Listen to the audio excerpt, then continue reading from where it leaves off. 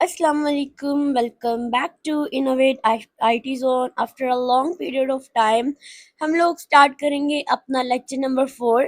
हमारा कोर्स है virtual system and services. इससे पहले हम लोगों ने इसके 3 लेक्चर्स कर लिए हैं according to the our outline. हम लोग जो है वो इसके जिस टॉपिक पर है वो मैं आपको दिखा देती हूँ। जिस टॉपिक को मैंने हाईलाइट किया हुआ है, ठीक है, हम इस टॉपिक पर हैं। तो आज हम लोग डिस्कस करेंगे वीएम आर्किटेक्चर के बारे में। मैं आपको बेसिक से एडवांस तक सारे टॉपिक जो हैं इससे रिलेटेड, इसके अंदर जो जो चीज़ें आती हैं वो सारी आपको क्लियर करूंगी, ठीक है। तो आई होप सो आपने अपनी ईद की छुट्टियां बहुत अच्छे से एंजॉय की होंगी। तो चलिए विदाउट टाइम वेस्टिंग हम लोग अपने वीडियो को स्टार्ट करते हैं। तो जैसे कि आप सबने वर्चुअलाइजेशन के बारे में जान लिया है वो क्या होती है, इसके अलावा उसकी कुछ टाइप्स हमने डिस्कस की हैं और इसके अलावा हमने आउटलाइन के थोड़े बहुत टॉपिक्स जो हैं वो कवर कर लिए हैं। इनफैक्ट कुछ चीज़ों की कॉन्फ़िगरेशन के स्टेप्स भी हमने देखे थे। तो आज की जो वीडियो है उसमें हम लोग वीएम का आर्किटेक्चर डिस्कस करेंगे। अब जो वीएम होता है वर्चुअल मशीन, ठीक है, इसका आर्किटेक्चर बेसिकली वो डिज़ाइन स्ट्रक्चर होता है जिसमें एक फिजिकल मशीन यानी एक होस्ट मशीन होती है। जैसे आपका ये लैपटॉप है, ठीक है, अगर मैं आपको थोड़ा ड्रॉ करके दिखाती हूँ तो मान लीजिए ये आपका लैपटॉप है, ठीक है। अब ये लैपटॉप जो है ये आपकी होस्ट है, ठीक है, फिजिकल मशीन है। अब आपने अपने लैपटॉप के ऊपर लाइक आप यूबंटू इंस्टॉल करना चाहते हैं, लेकिन आपके लैपटॉप के ऊपर तो विंडो है, ठीक है, विंडो इंस्टॉल है। तो आपने क्या करना है कि इसके अंदर आपको एक वर्चुअलाइजेशन वाला इन्वायरमेंट लाना है। एक फिजिकल इन्वायरमेंट के ऊपर जब आप वर्चुअलाइजेशन वाला इन्वायरमेंट लेकर आते हैं तो वो सारा आर्किटेक्चर उसका क्या होता है वो हम लोग डिस्कस करने वाले हैं, ठीक है। लाइक ये फिजिकल मशीन है और इसी को यानी मेरा लैपटॉप है, इसी को मैं होस्ट बोलूंगी। अब जो वर्चुअलाइजेशन होती है वो क्या करती है कि इसी फिजिकल मशीन के जो रिसोर्सेज होते हैं जिसमें हम लोग ने वर्चुअलाइजेशन में मल्टीपल वर्चुअल मशीन्स होती हैं उनको हमने क्रिएट करना होता है। तो वो सारे के सारे रिसोर्सेज जो होते हैं वो हमारे लैपटॉप, हमारे सिस्टम यानी हमारे फिजिकल मशीन से ही लेते हैं। आपने देखा होगा कि हम लोग वर्चुअल बॉक्स को इंस्टॉल करते हैं या वीएमवेयर को इंस्टॉल करते हैं, तो उसकी इंस्टॉलेशन के दौरान जो है वो आपने देखा होगा कि हम उसके अंदर कुछ जो सीपीयू वगैरह होता है या कोई मेमोरी होती है, आईओएस इमेज फाइल होते हैं, हम उसको असाइन करते हैं। तो इसका मतलब क्या होता है, वर्चुअल मशीन क्रिएट करते हुए जो रिसोर्सेज वो यूज करती है वो हमारे फिजिकल मशीन के ही यूज कर रही होती है, ठीक है। तो हम इसका आर्किटेक्चर मैं आपको इस वीडियो के अंदर इसके बेसिक कंपोनेंट से लेके इसके थोड़े एडवांस लेवल तक हर चीज़ जो है वो मैं आपको क्लियर करूंगी।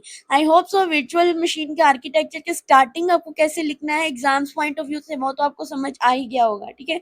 मैं आपको इसको एक्सप्लेन करूंगी एक डायग्राम से, ठीक है। तो हम इस सारे को बाद में देखेंगे, लेकिन इससे पहले हमारे लिए डायग्राम को समझना बहुत ज़रूरी है, जो कि एट द एंड मैंने आप लोगों के लिए सेव की हुई है, ठीक है।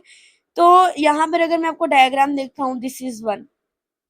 अब यहाँ पर ये जो आपका हार्डवेयर है ना, ये एक्चुअल में आपका लैपटॉप है, लैपटॉप का हार्डवेयर है। आप समझिए कि आपने ये आपके पास जो है ये ऑपरेटिंग सिस्टम है, इसके ऊपर आप अपना लैपटॉप को हार्डवेयर बोले, इसके ऊपर आपने विंडो इंस्टॉल की है। तो जो विंडो वो एक ऑपरेटिंग सिस्टम ही होता है ना, तो ये आपका विंडो ऑपरेटिंग सिस्टम है जो कि आपका होस्ट ऑपरेटिंग सिस्टम है, ठीक है।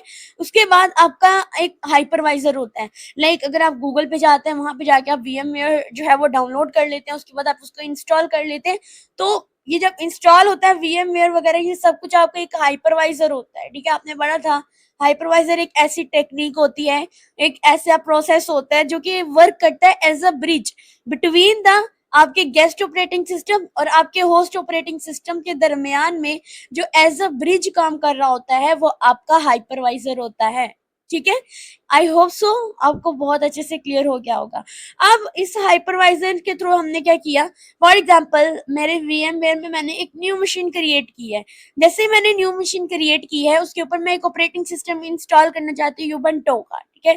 ऑलरेडी ऑपरेटिंग सिस्टम की प्लेलिस्ट में मैं आपको इंस्टॉल करके उस पर वर्किंग करके कंप्लीट प्लेलिस्ट उसकी रेडी कर चुकी हूँ, वो भी देखिए, और मैंने बहुत देर की उसको किया हुआ है, ठीक है।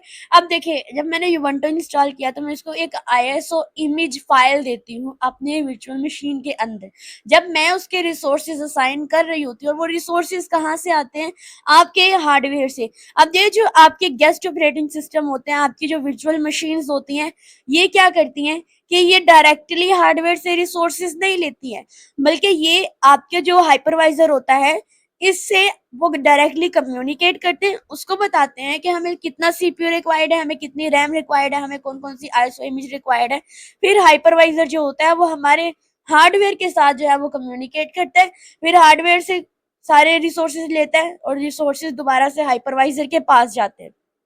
यानी यहाँ पे अगर मैं थोड़ा दोबारा क्लीन करके आपको यहाँ पर थोड़ा अच्छे से एक्सप्लेन कराऊं, तो इसको हम यहाँ से रिमूव कर देते हैं, थोड़ा और अच्छे से समझे। देखिए, ये जो आपका गेस्ट ऑपरेटिंग सिस्टम है, ठीक है, यानी वर्चुअल मशीन जो आप क्रिएट करते हैं, इसने डायरेक्टली आपके हार्डवेयर के साथ कम्युनिकेट नहीं करना।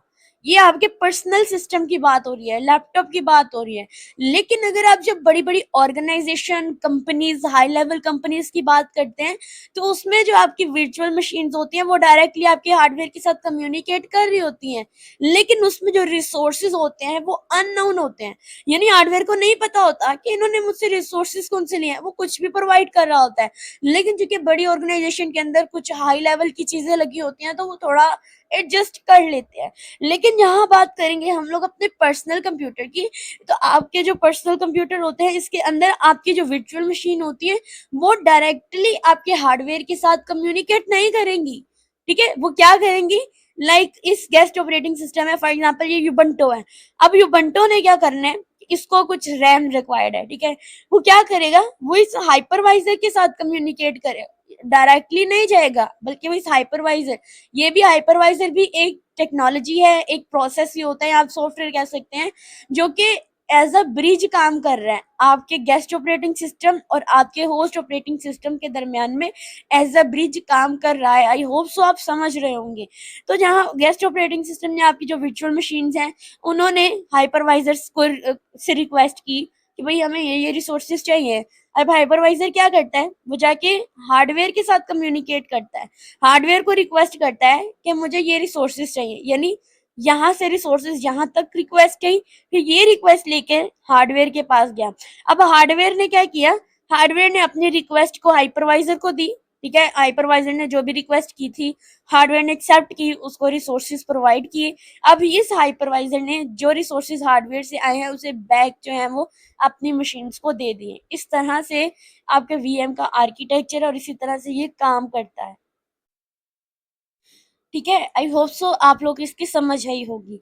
एक और रिक्वेस्ट करनी थी आप लोगों से कि जब आप लोगों को लेक्चर्स दिए जाते हैं, तो आप अपनी कॉपी पेंसिल ज़रूर निकाल लिया करें, क्योंकि अगर मैं आपको नोट्स प्रोवाइड भी कर दूंगी तो आपको नोट्स से तब तक समझ नहीं आएगी जब तक आप लेक्चर लेकर बाय हैंड खुद के नोट्स नहीं बनाएंगे। मैं आपको ये थोड़ी कहूंगी कि आप पूरा पूरा लिखने बैठ जाओ, मैं आपको इतना कहूंगी कि एक्चुअली जो कंसेप्ट आपको क्लियर होगा वो आप अपनी वर्डिंग में इसको एक्सप्लेन भी कर सकते हैं। तो डायग्राम को पहले समझाने का पर्पज ये था कि आगे जो थ्योरी हम डिस्कस करेंगे उनमें सब कुछ यही चीजें एक्सप्लेन हो रही हैं और आप इनको बहुत अच्छी तरह से कर सकेंगे। जैसे यहाँ पर देखिए, सबसे पहला कंपोनेंट इसका आ रहा है होस्ट मशीन। जो मैंने आपको बात की, आपका लैपटॉप है, आपका फिजिकल हार्डवेयर होता है, ठीक है, जिसमें आपके कंपोनेंट जैसे सीपीयू है, रैम है, डिस्क है, नेटवर्क है, ये क्या करते हैं, हाइपरवाइजर जो मैनेजेस होते हैं, उस सारे रिसोर्सेज होते हैं उस पर मैनेज किए जाते हैं। उसके बाद हाइपरवाइजर की बात की थी, एक सॉफ्टवेयर है, कोई फर्मवेयर लेयर है, जो कि आपके होस्ट हार्डवेयर और जो गेस्ट ऑपरेटिंग सिस्टम होते हैं, जितनी मशीन्स होती हैं, उनको कंट्रोल करता है। हाइपरवाइजर की टाइप्स की बात की थी, इसमें टाइप 1 होती है, टाइप 2 होती है, और जो हम अपने पर्सनल कंप्यूटर के लिए यूज कर रहे हैं जैसे वीएम वर्कस्टेशन है, वर्चुअल बॉक्स है और एकल वर्चुअल बॉक्स है, तो ये आप टाइप 2 यूज कर रहे हैं। मैंने फिर कहा कि टाइप 1 जो होती है, जिसमें जो आपका वर्चुअल मशीन है, मैंने एक बात बताई थी कि वो डायरेक्टली आपके हार्डवेयर के साथ कम्युनिकेट कर रहा है, और मैंने ये भी बताया था कि वो बड़ी बड़ी ऑर्गेनाइजेशन के लिए होता है। जबकि जो जिसमें आप हाइपरवाइजर का यूज करते हैं, यानी वर्चुअल मशीन या गेस्ट ऑपरेटिंग सिस्टम ने अगर उसे रिसोर्सेज चाहिए थे और वो आपके जो हाइपरवाइजर है उसके साथ कम्युनिकेट करता है, फिर हाइपरवाइजर आपके हार्डवेयर के साथ करता है। इस तरह हम लोग जो है वो टाइप 2 यूज करते हैं। ठीक है, इसके अलावा हम लोगों ने गेस्ट ऑपरेटिंग सिस्टम की बात की, यूनोमार्ट के जो हम लोगों ने अपनी वर्चुअल मशीन के ऊपर ऑपरेटिंग सिस्टम इंस्टॉल करते हैं, वो सारे आपके गेस्ट ऑपरेटिंग सिस्टम होते हैं। देन उसके बाद वर्चुअल हार्डवेयर होते हैं, ठीक है, जैसे वर्चुअली आप सीपीयू, रैम वगैरह जो होते हैं उनको असाइन कर रहे होते हैं, वो वर्चुअली हार्डवेयर आप बोलते हैं। वो वर्चुअली मतलब होता है फिजिकली एग्जिस्ट नहीं कर रहा, लेकिन आपके सिस्टम के अंदर वो चीजें होती हैं। ठीक है, उसके बाद डिवाइस ड्राइवर एंड इंटरफेस होते हैं, कुछ कंपोनेंट्स होते हैं। जैसे मैंने अभी बात की आपको डायग्राम के अंदर, मैंने आपको ये बताना भूल गई कि जब आपका जो वर्चुअल मशीन्स होती है उसमें जो गेस्ट ऑपरेटिंग सिस्टम होता है, जब वो हाइपरवाइजर के साथ कम्युनिकेट करता है तो इन दोनों के दरमियान में आपके सिस्टम के अंदर एक ड्राइवर इंस्टॉल करना पड़ता है। उस ड्राइवर को आपको डिवाइस ड्राइवर कहते हैं, ठीक है, या सॉफ्टवेयर कंपोनेंट ही होता है जो आपके लिए विजुअलाइजेशन का काम करता है। इसके अलावा इसकी वर्किंग जो है सेम जैसे मैंने आपको डायग्राम के थ्रू बताई, इसकी वर्किंग भी वैसी की वैसी ही है, ठीक है। मुझे इसको बार बार रिपीट करने की ज़रूरत नहीं है। इसमें भी होस्ट मशीन का आपको पूरा सेटअप करना होता है। लाइक आपने अपने लैपटॉप के अंदर VMware को इंस्टॉल करना है। इंस्टॉल करने के बाद जब आप उसको इंस्टॉल कर लेते हैं तो इसका मतलब आपने एक हाइपरवाइजर इंस्टॉल कर लिया, ठीक है। और उसके अलावा फिर उसके बाद आप उसके ऊपर वर्चुअल मशीन्स जो होती हैं वो क्रिएट करते हैं। वर्चुअल मशीन्स क्रिएट करने का जो मेथड है वो कैसे है वो आप लोग ऑलरेडी मेरी ऑपरेटिंग सिस्टम की प्लेलिस्ट में जाकर देख सकते हैं। अदरवाइज बहुत सिंपल है। सिंपल आप जब VMware को या वर्चुअल बॉक्स को ओपन करते हैं तो वहाँ साइड बार पे फाइल में जाकर आप क्रिएट न्यू मशीन के ऑप्शन पे भी जा सकते हैं। उसके बाद फिर आप कोई भी ऑपरेटिंग सिस्टम जो आप इंस्टॉल करते हैं अपने वर्चुअल मशीन्स के अंदर तो वो आपका गेस्ट ऑपरेटिंग सिस्टम होता है, ठीक है। और फिर आपने जो आपने ऑपरेशन परफॉर्म करने होते हैं आप उसके ऊपर कर सकते हैं, ठीक है। ये थे कुछ कॉन्सेप्ट। और एडवांस कॉन्सेप्ट की बात करते हैं तो इसमें रिसोर्सेज की शेड्यूलिंग एंड एलोकेट होती है, यानी हम रिसोर्सेज को एलोकेट कर रहे होते हैं, कैसे करना है ये भी मैंने आपको डायग्राम के थ्रू एक्सप्लेन कर दिया है। और दूसरी बात ये कि जो आपके वर्चुअलाइजेशन वाला सिस्टम होता है वो बहुत सिक्योर होता है, ठीक है, as compare to the physical devices. अगर आपने सही तरह से हाइपरवाइजर की या वर्चुअलाइजेशन की कॉन्फ़िगरेशन की है तो आपका सिस्टम बहुत अच्छी तरह से जो है वो काम करेगा, ठीक है। इसके अलावा ये क्लाउड कंप्यूटिंग का कॉन्सेप्ट, डाटा सेंटर का कॉन्सेप्ट भी यूज़ करता है। इसमें पैरा वर्चुअलाइजेशन जो होती है उसकी इन्हेंसमेंट होती है। पैरा वर्चुअलाइजेशन का मतलब ये होता है कि पहले आपकी गेस्ट ऑपरेटिंग सिस्टम या वर्चुअल मशीन ने हाइपरवाइजर के साथ कम्युनिकेट करना होता है।